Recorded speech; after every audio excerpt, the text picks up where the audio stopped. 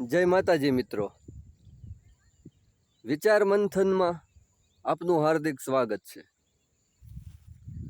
વિચાર મંથનનો આજનો વિષય છે પ્રાણ અને પ્રકૃતિ સાથે જાય। મિત્રો, આપણે આ જગતમાં જુદા જુદા સ્વભાવ ધરાવતા, જુદી જુદી પ્રકૃતિ ધરાવતા લોકોને જોતા હોઈએ છીએ। હજારો લાખો કરોડો મનુષ્યો છે આ ધરતી ઉપર। તેમાં ભાગ્યે જ કોઈનો સ્વભાવ એક સરખો હશે, ભાગ્યે જ કોઈનો દેખાવ એક સરખો હશે। હવે આ બધા જે મનુષ્યો છે એમાં આપણે પણ સામેલ છીએ, આપણે અલગ નથી। એમાં એક બાબતને લઈને તમને આશ્ચર્ય થતું હશે કે જે દરેકના સ્વભાવ જુદા જુદા હોય છે તેને બદલી શકાતા નથી, તેની વિચારધારાને બદલી શકાતી નથી। જે વ્યક્તિએ જેવું નક્કી કરી લીધું એ કરી લીધું, પછી તમે લાખ ઉપાયે ગમે તેમ કરો એ આપણી વાત માને નહીં। એ એનું ધાર્યું જ કરે, એણે જે રીતે નિર્ણય લીધો, એણે જે રીતે યોજના બનાવી, એણે જે રીતે કાર્ય કરવાનું નક્કી કર્યું એ રીતે જ વ્યક્તિ આગળ વધવાની। તો આ વાત ઉપરથી ફલિત થાય છે મિત્રો કે કોઈ પણ મનુષ્ય હોય એની પ્રકૃતિને આપણે બદલી શકતા નથી।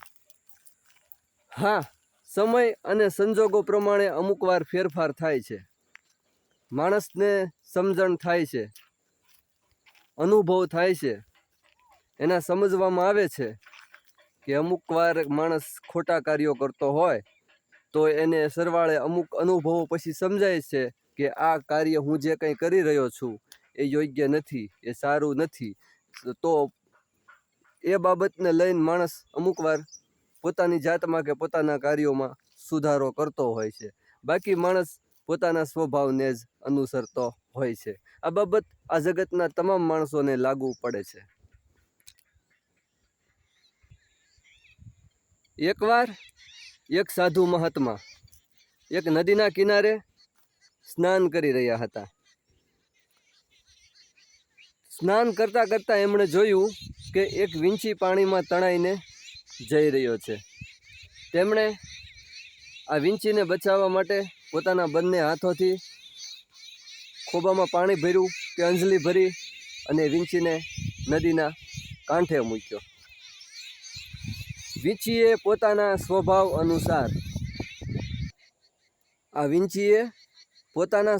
અનુસાર સાધુ મહાત્માને ડંખ મારી દીધો। થોડો સમય થયો અને વીંછી પાછો પાણીમાં જતો રહ્યો। સાધુ મહાત્માએ આ જોયું અને પાછા એમણે એ વીંછીને નદીના કિનારે લાવીને મૂક્યો। આવું 4-5 વાર થયું। એક વ્યક્તિએ આ સાધુ મહાત્માની આ ક્રિયા જોઈ અને પૂછ્યું કે તમે આવું શા માટે કરો છો? આ વીંછી તમને વારે વારે ડંખ મારે છે અને તમે એમને વારે વારે બચાવો છો। ત્યારે સાધુ મહાત્માએ કહ્યું કે ડંખ મારવો એ વીંછીનો સ્વભાવ છે અને તેને મરતો બચાવવો, મૃત્યુના મુખમાંથી તેને બહાર લાવવો એ મારું કામ છે। તો મિત્રો, મારો કહેવાનો મતલબ કે જેવી જેની પ્રકૃતિ હોય, જેવો જેનો સ્વભાવ હોય, એ પોતાના મૃત્યુ પર્યંત પોતાની પ્રકૃતિને વળગી રહે છે અને એના જીવનના અંત સાથે એનો સ્વભાવ બદલાતો હોય છે। આ જગતમાં કોઈને સુધારવાનો પ્રયત્ન ના કરતા દુર્ગુણી મનુષ્ય તમને જોવા મળે, ખોટું કાર્ય કરતા તમને કોઈ મનુષ્ય જોવા મળે, તો તમે મિત્રો એમને સુધારવાનું કે કશું કહેવાની મહેનત કરશો કે પ્રયત્ન કરશો તો ઉલટાના તેઓ આપણી ઉપર દોષારોપણ કરશે, કે આપણને ખોટા પાડશે, કે આપણને બદનામ કરશે, કે આપણને અમુક હદ સુધી નુકસાન પણ પહોંચાડવાનો પ્રયત્ન કરશે।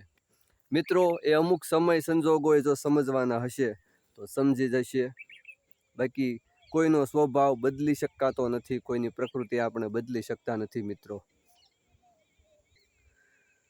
માણસ જાતની આ ખાસિયતને લીધે જ દરેક મનુષ્યમાં વિવિધતા છે. જુદા જુદા કાર્યો માણસ આ ખાસિયતને લઈને જ કરે છે. કોઈ સંગીતમાં રસ લે છે, કોઈ રમતગમતમાં રસ લે છે, કોઈ સમાજ સેવામાં રસ લે છે, કોઈ સંસારનો ત્યાગ કરે છે, કારણ કે એને એ પ્રમાણે એના સ્વભાવને વશ થઈને એ પ્રમાણે કાર્યો કરવામાં મજા આવતી હોય છે. એટલે માણસ એ પ્રમાણે કાર્ય કરતો હોય છે.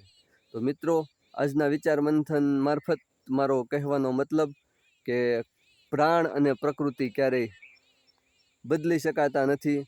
હા, મનુષ્યના પ્રાણની સાથે જ્યારે મનુષ્યનો પ્રાણ જાય છે ત્યારે તેનો સ્વભાવ બદલાય છે કે તેની સાથે બધું જાય છે. બાકી અન્યથા કોઈના સ્વભાવને બદલવાનો પ્રયત્ન કરશો તો આપણને સફળતા નહીં મળે. જય માતાજી મિત્રો.